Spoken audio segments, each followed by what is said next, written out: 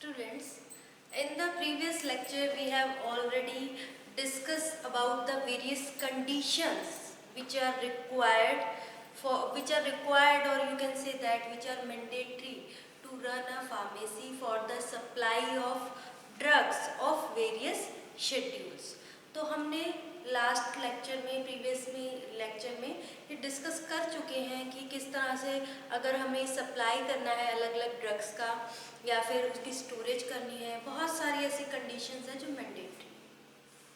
अब वो mandatory conditions अगर फुलफिल नहीं होती जो कि रिक्वायर्ड है, अगर हमें कोई भी फार्मेसी स्टोर है, कोई भी ड्रग की सप्लाई करनी है, उसको रन करना है, तो कौन सी वो कंडीशंस हैं अलग अलग ड्रग्स के लिए वो फुलफिल करना बहुत ज़रूरी है।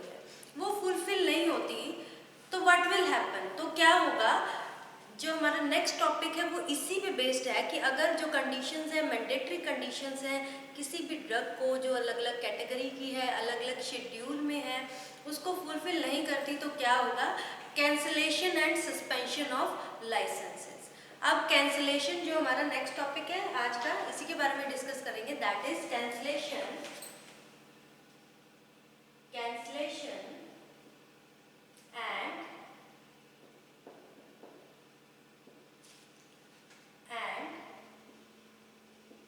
suspension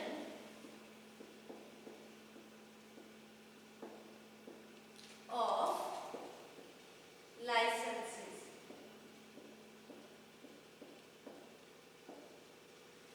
तो किस तरह से कंडीशंस आ जाती हैं कि कैंसिल करना पड़ जाए लाइसेंस।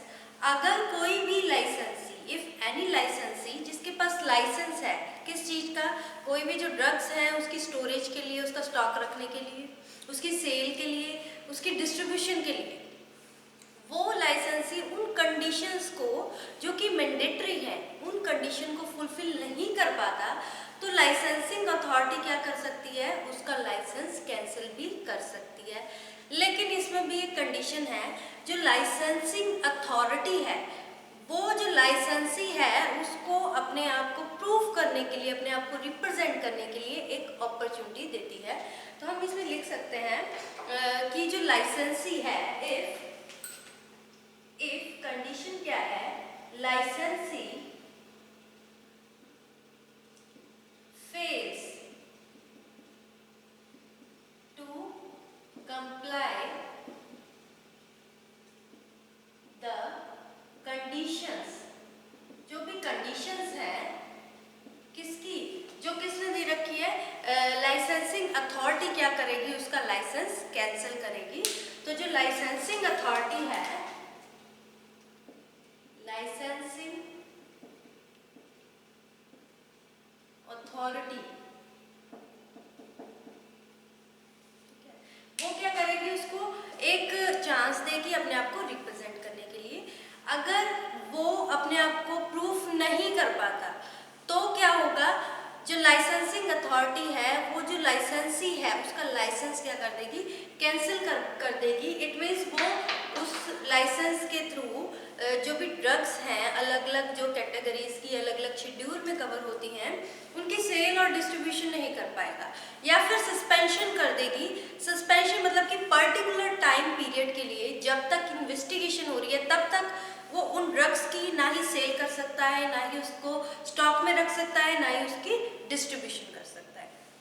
लेकिन इफ अब लाइसेंसिंग, मैंने आपको बोला है कि ये जो लाइसेंसिंग अथॉरिटी है, इस लाइसेंसिंग अथॉरिटी क्या करेगी, इसने अपॉर्चुनिटी दी है किसको, टू लाइसेंसी को, जो लाइसेंसी है इसको अपॉर्चुनिटी दी है कि आप अपने आप को रिप्रेजेंट करो। अब वो रिप्रेजेंट करता है इफ लाइसेंसी प्रूव्ड, उसने सेटिस्फाई कर दिया किसको, लाइसेंसिंग अथॉरिटी को, कि उसकी तरफ से कुछ ऐसा नहीं है, जो भी कंडीशंस है वो फॉलो कर रहा है, कुछ भी ऐसा ओमिशन नहीं हुआ। ओमिशन मीन्स कोई ऐसी चूक नहीं हुई, या फिर कोई भी जो ये फार्मेसी एक्ट है, ड्रग एंड कॉस्मेटिक एक्ट है, इसका कॉन्ट्रावेंशन नहीं हुआ, इसका उल्लंघन नहीं हुआ। इसी की बेस पर सारा जो भी है मेडिसिन की सप्लाई की जा रही है। तो वो कौन कौन से केसेस है तब लाइसेंस है वो कैंसिल नहीं होगा। ये किस तरह के इसमें कुछ केसेस है कि जो लाइसेंसिंग अथॉरिटी को अगर लाइसेंसी है सेटिस्फाई कर देता है। सबसे पहली जो कंडीशन है दैट इज कि अगर मान लो सबसे पहली कंडीशन है, कोई भी फर्म है या कंपनी है, अगर लाइसेंस किसके ऊपर है, लाइसेंस किसने ले रखा है, एक फर्म ने।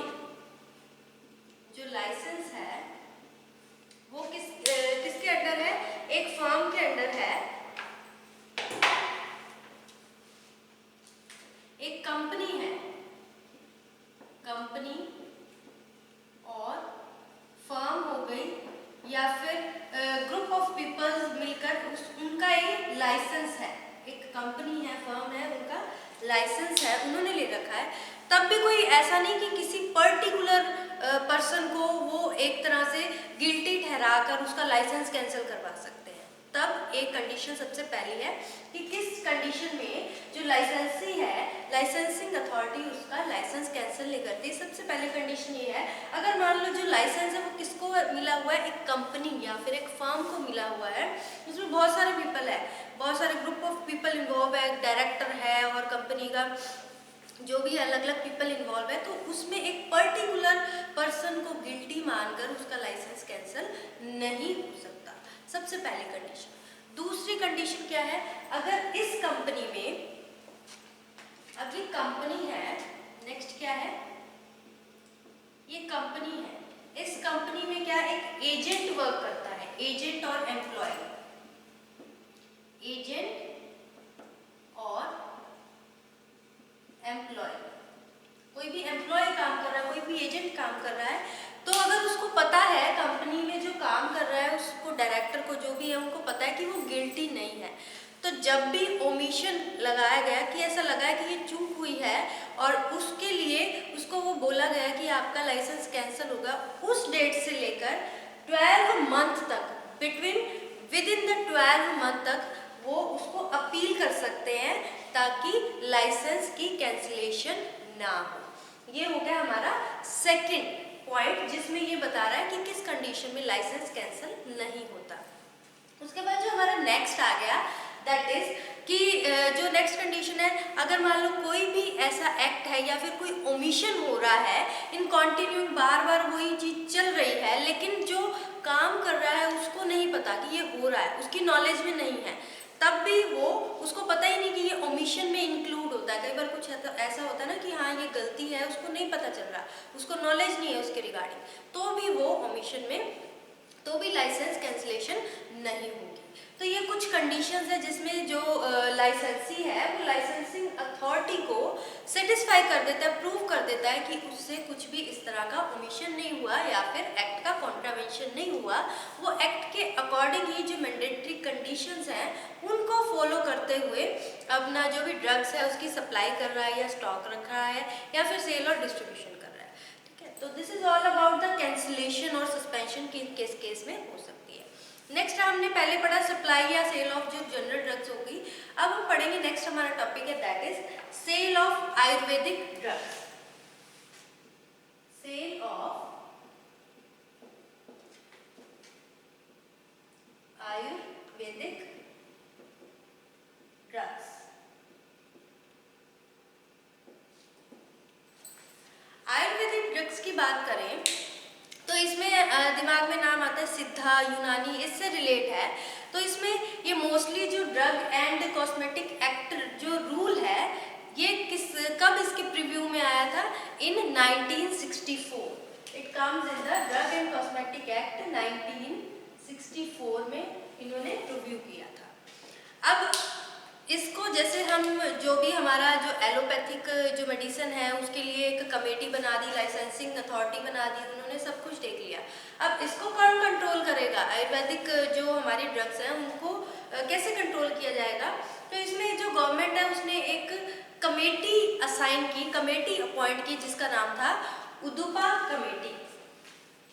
उदुपा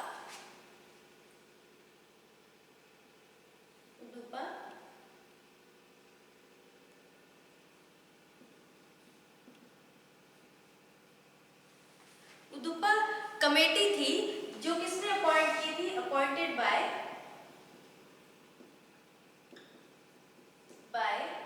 गवर्नमेंट। अब ये जो कमेटी थी इसका काम क्या था, अब अब देखो ये सारी जितनी भी आयुर्वेदिक और यूनानी सिस्टम से जो भी मेडिसिन बनती है उनकी मैन्युफैक्चरिंग को देखना भी, उसमें कुछ इस तरह से कोई रूल और रेगुलेशन उसके अगेंस्ट काम तो नहीं हो रहा। तो इसमें ये था, ये किसको लुक आफ्टर करते थे? They look after the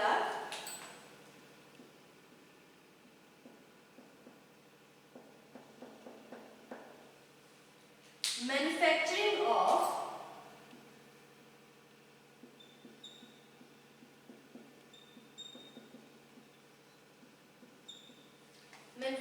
of Ayurvedic drugs.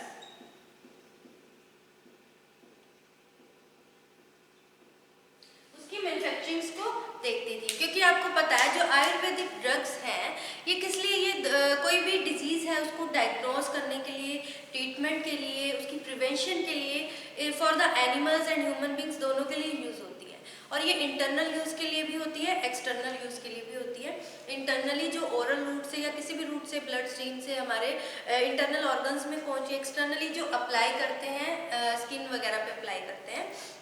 तो अब इसमें क्या होता है, जो इसकी मैन्युफैक्चरिंग होती है, इसकी सेल के लिए कोई भी लाइसेंस की रिक्वायरमेंट नहीं होती। अगर आयुर्वेदिक मेडिसिन की सेल करनी है तो रूल के अकॉर्डिंग कोई लाइसेंस की रिक्वायरमेंट नहीं है।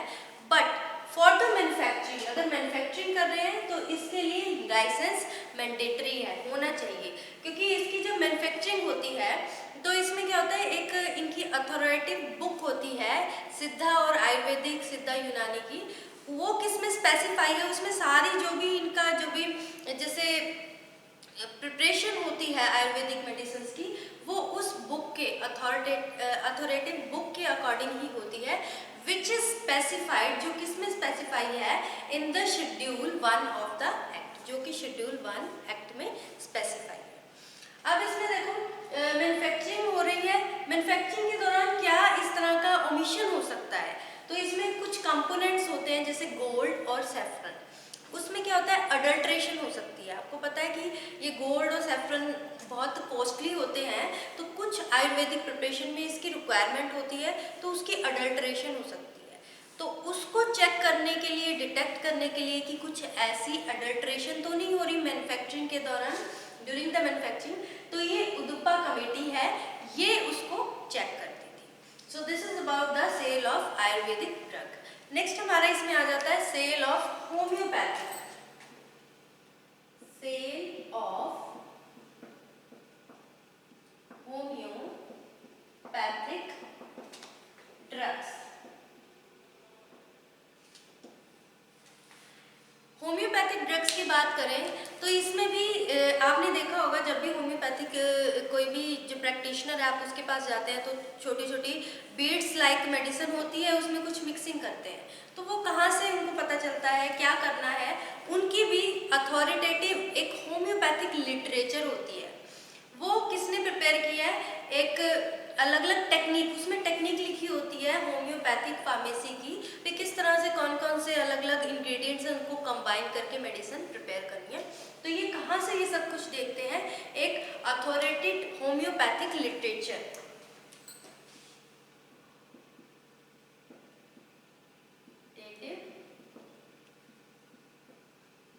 होम्योपैथिक लिटरेचर, वहां से ये देखते हैं किस तरह से कॉम्बिनेशन होती है और क्या सिस्टम होता है, किस तरह से वो बनाते हैं। अब इसमें कुछ भी ऐसा नहीं होता, होम्योपैथिक मेडिसिन कोई इस तरह की नहीं होती जिसमें पेरेंट्रल रूट से उसको एडमिनिस्टर किया जाए। और इसकी जो सेल है, इसको जो सेल करना है कौन करता है, जो रजिस्टर्ड होम्योपैथिक मेडिकल प्रैक्टिशनर होता है, वो रजिस्टर्ड होता है in the state register of homeopathy. जो स्टेट रजिस्टर होता है, जैसे फार्मेसी काउंसिल में जो दूसरे एलोपैथिक होते हैं, वैसे इनका भी जो स्टेट रजिस्टर होता है उसमें वो रजिस्टर होना चाहिए। ऐसा नहीं कि कोई भी उसको होम्योपैथिक मेडिसिन है तो कोई भी मिक्सिंग करके उस लिटरेचर में से देख के इंग्रेडिएंट्स की मिक्सिंग कर दी और दे दिया वो मेडिसिन, ऐसा नहीं होता।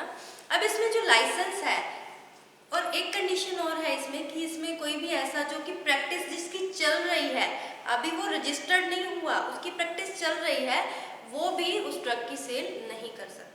अब इसमें जो लाइसेंस है for the sale of homeopathic medicine, वो कैसे ऑब्टेन होता है, license for the sale of homeopathic medicines, या फिर you can say that drugs, कैसे obtain होगा? तो इसमें जो इसकी लाइसेंसिंग अथॉरिटी है which is appointed by the state government, वो क्या चाहिए उसको? एक एप्लीकेशन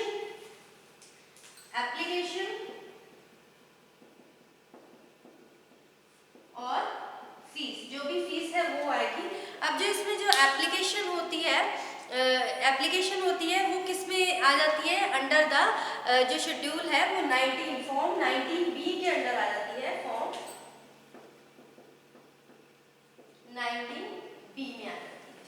अब इसमें जो लाइसेंस जो उसमें बनता है, इशू होता है बाय द लाइसेंसिंग अथॉरिटी, तो वो किस में आ जाता है? लाइसेंस इशूड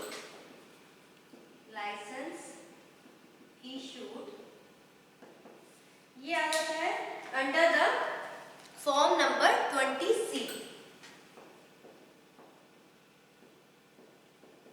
इसके अंदर कवर होता है। सो अब इसमें जो भी लाइसेंस है, इसमें क्या कंडीशन है? जिसको भी लाइसेंस मिला है, जो भी रजिस्टर्ड होम्योपैथिक मेडिकल प्रैक्टिशनर है, जिसको लाइसेंस मिल गया है बाय द लाइसेंसिंग अथॉरिटी, जो कि अपॉइंट की है स्टेट गवर्नमेंट ने, अब वो और क्या कंडीशन इसमें जो मैंडेटरी है, that is maintain the record. इसमें रिकॉर्ड मेंटेन करना चाहिए, परचेज और सेल जो भी हो रही है उसका रिकॉर्ड प्रॉपरली मेंटेन होना चाहिए, क्योंकि होम्योपैथिक मेडिसिन में जब मिक्सिंग करते हैं तो उसमें अल्कोहल का यूज होता है, तो उसका जो भी कंजप्शन हो रही है, अल्कोहल का यूज हो रहा है, तो रजिस्टर में ये रिकॉर्ड होगा कि किसको उसने सेल किया है, जिसमें अल्कोहल यूज हो रहा है, जिस मेडिसिन को बनाने में उसका नेम और एड्रेस जिसको सेल की गई है वो होम्योपैथिक मेडिसिन, उसका नाम और एड्रेस उस रिकॉर्ड में जरूर मेंशन करना पड़ेगा। और इसमें क्या होता है कि जैसे इसमें अब एड्रेस और उसका नेम मेंशन हो गया, लेकिन कुछ ऐसी प्रिपरेशंस होती हैं जो कि बिल्कुल बहुत कम अमाउंट का अल्कोहल यूज़ होता है, लेस देन 30 ml से भी कम अमाउंट यूज़ होती है उसमें अल्कोहल की, तो उस कम अमाउंट यूज़ हो रही है तो उसके लिए रिकॉर्ड मेंटेन करने की ज़रूरत नहीं है। लेकिन अगर बल्क में यूज़ हो रहा है, काफ़ी अमाउंट में यूज़ हो रहा है, मोर देन 30 से भी ज़्यादा ml यूज़ हो रहा है, देन तो उसका नेम और एड्रेस जिसको भी इशू किया गया, कोई भी होलसेल है जिसको सेल किया गया है, वो उसमें मेंशन होगा। तो this is about the sale of homeopathic drugs की किस तरह की कंडीशंस होती हैं जो रिक्वायर्ड होती है उनकी सेल करने के लिए। उसके बाद नेक्स्ट हमारा इसमें ही आ जाता है, छोटा सा टॉपिक है, that is sale of cosmetics.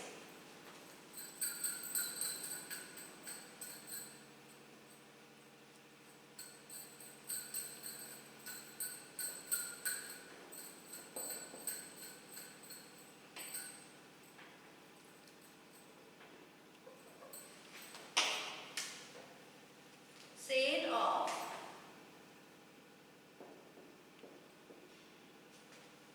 Cosmetics.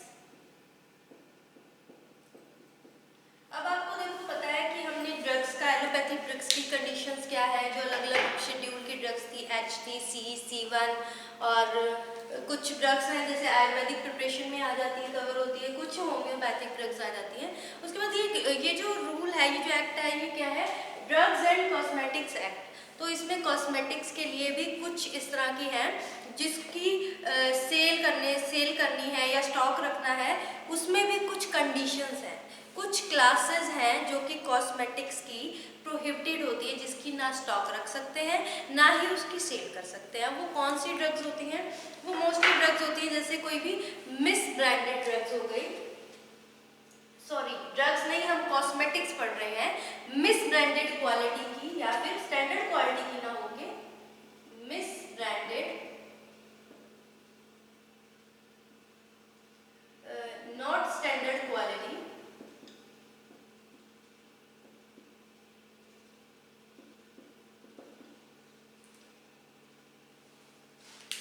prohibited,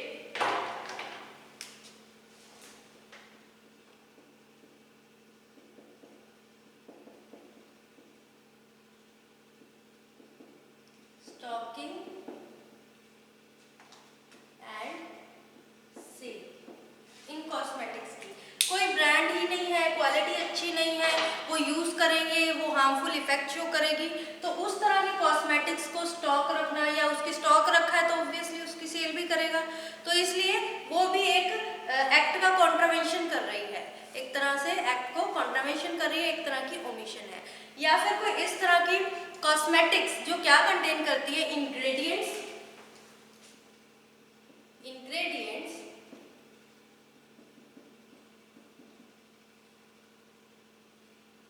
not safe, जो कि सेफ नहीं है, और you can say that harmful और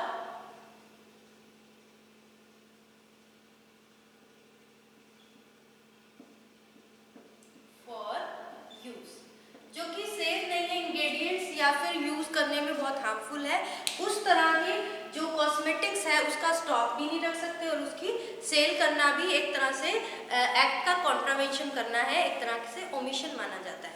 उसके बाद कुछ ड्रग्स हैं जो कि जैसे इंपोर्ट की जाती है, जो कि कुछ कॉस्मेटिक्स हैं जो जिसका इंपोर्ट और मैन्युफैक्चर, इंपोर्ट या फिर और मैन्युफैक्चर, इंपोर्ट मैन्युफैक्चर, वो क्या है, कॉन्ट्रावेंशन है टू द एक्ट,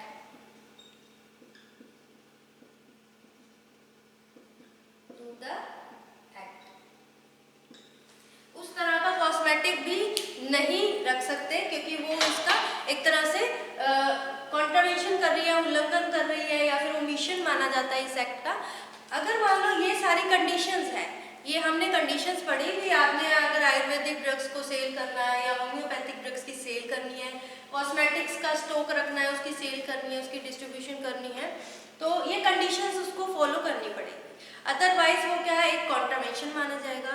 और अगर ये कॉन्ट्रावेंशन हो रहा है तो क्या होगा, तो भी अगर ये सब कुछ जानने के बाद भी कोई इस तरह का स्टेप लेता है, वो ये सारी जो कंडीशंस है फुलफिल नहीं करता, जो कि बहुत मैंडेटरी है इस एक्ट के अकॉर्डिंग, तो क्या होगा, तो उसको एक तरह से ऑफेंस माना जाएगा, और उस ऑफेंस की उसको पेनल्टी पे करनी पड़ेगी। अलग अलग पेनल्टी है, अलग अलग ऑफेंस है।